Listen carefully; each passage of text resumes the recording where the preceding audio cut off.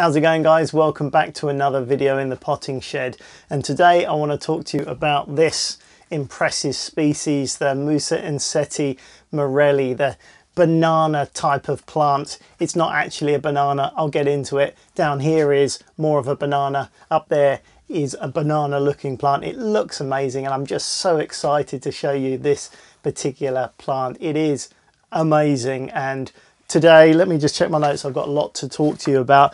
I want to give you a care guide, a species spotlight, tell you all about these plants, where they come from and how to look after them. I saw these at my local garden centre and I just couldn't walk past. Not particularly cheap, I must admit. These are relatively big ones and you pay for size with most house plants like this, the time it takes to get them to this size. But these are pretty fast growers actually. They're native to Africa, so South Africa, Mozambique, Congo, Uganda, Ethiopia. They are commonly known as enset or ensete, pseudo-banana, faux banana, Abyssinian banana, Ethiopian banana, but all of those names are just names because they're not actually a banana. It is actually a herbaceous species of flowering plant in the banana family. So it's in the banana family, you can tell because it looks like a banana. It doesn't actually produce edible fruit, but it is actually used for food in Ethiopia and Uganda and places like that. They actually carve out the roots and the pulp of the plant and actually make food out of it, and it is actually quite a widely used staple food source for that region. But this guy, he's just a domesticated one. He does grow quite a bit bigger, but in their natural habitat of Africa, they will go 20 feet high, even bigger than a house. These things are massive, and they may look like a tree when they're that sort of size. They're not actually a tree.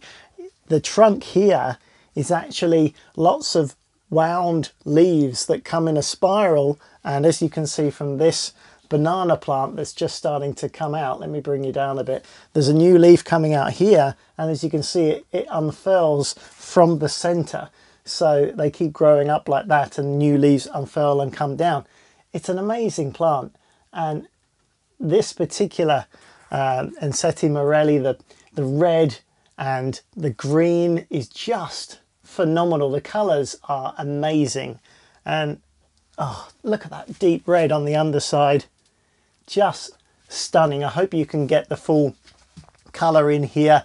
I'm in the potting shed and the light is always a tricky thing to try and get right with, like with the windows both sides, but I'll try and get some b-roll for you as well to show you the magnificence of those leaves, because they're just unbelievable.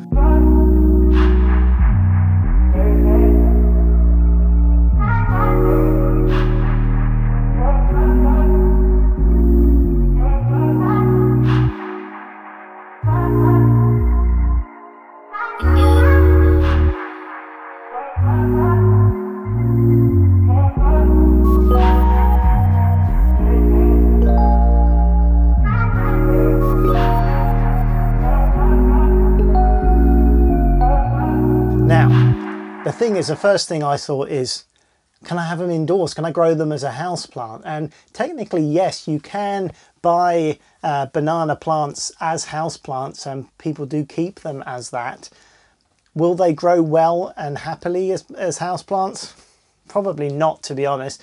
If you live in a country that is generally cooler and does not have the best light, then I think they're going to struggle. These things are hungry, they need decent amounts of light and food and water. Okay, let's just say you've got a big conservatory or a big garden room with lots of light coming through and humidity, and you can keep all that up, probably going to be okay. If it's just in a living room or a bedroom and you're in Europe or somewhere without really decent humidity, I think these guys are going to just struggle, if I'm honest. They need the heat, they need the light, and they need the humidity. So I think to get a really decent example of this plant, they're going to be things that you want to keep outside. Now, if you live in a hot country, you can probably keep this outside all year round, but they do not tolerate frost. This one down here is a little bit more hardy, but I'm going to do a separate video on this one because it is a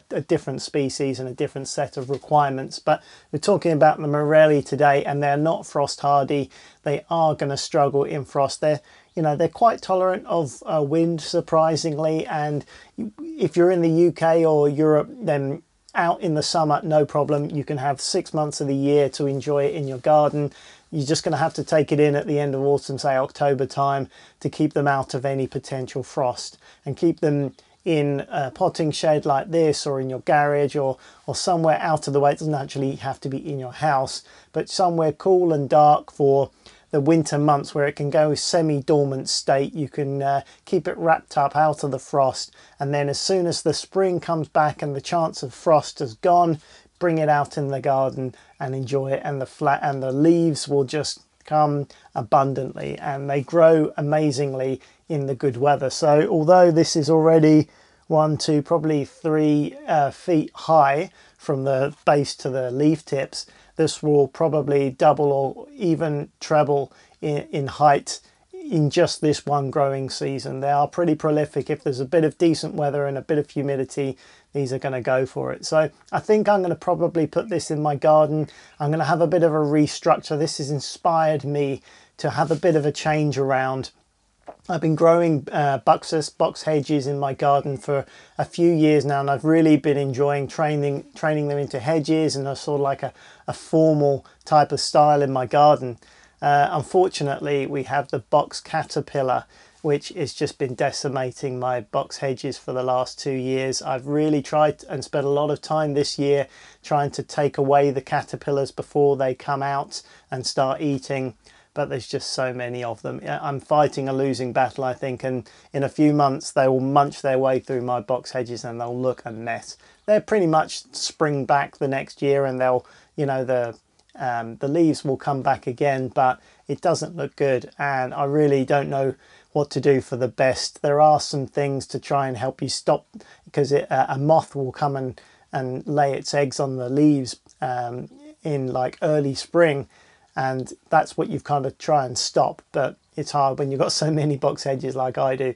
It's hard. So I've been thinking about having a bit of a change around, and I've always loved the tropical style of plants, and with these big bananas as inspiration, I've got a few other sort of semi-tropical looking plants already in the garden. I think I might just create a bit of a theme and maybe switch over the look of the garden and have some more tropical looking plants, at least in the summer period. These guys will have to come in over winter, but there are a lot of tropical plants that do quite well in the garden over winter as well, so maybe we'll talk about those as we go along. Okay, so we'll go over the care guide for this Maurelii now, and I always say imagine the natural habitat of the plant, where it's coming from. So these parts of Africa, Mozambique, Uganda, Congo, they're going to be high rainfall levels, lush tropical growth, so they're going to get downpours of rain when they come, but it's going to be scorching hot afterwards, so you get a very humid, very sunny, very warm climate. So that's exactly what they want. They want plenty of water, plenty of sun, plenty of humidity, and food as well. They're fast growing plants. As you can imagine, these are going to grow 3 times, 4 times, 5 times their length in one season. So they'll take as much food as you can give them. So a natural manure, organic compound, maybe horse manure, alpaca manure, chicken pellets, whatever you've got, well rotted down garden compost, that sort of thing, they're going to take all of that in. So that's the best sort of thing to plant it in, really rich organic matter. You can sort of mulch around the top of the plant and put some fertilizer in there, and as you water, that will take down the nutrients and it will gobble it up, and it will respond very well to that. In terms of water, as always, my natural water here is very high calcium levels. It's very high ppm, 650 ppm, if you know what that means, particles per million.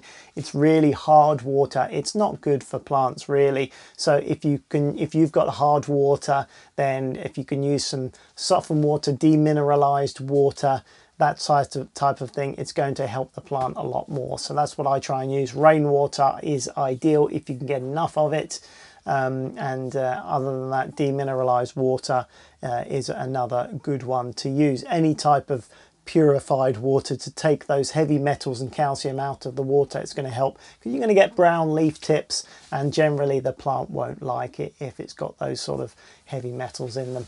Yeah, I don't drink my water. It's perfectly safe to drink at home. The water that we have in the tap, it's been treated and all this sort of stuff. It's just not very good, you know, and I don't like the idea of having all those trace elements in there. So if I don't want to drink it, I don't think my plants want to drink it either. So that is pretty much it, really. I will keep you posted about these plants, where I decide to put them in the garden. I'm going to have a bit of a rejig and see where they're best going to go. All right, that pretty much wraps it up for this one. Give it a thumbs up if you found this useful, helpful or interesting. Subscribe for more planty type videos coming along very soon. Bye for now.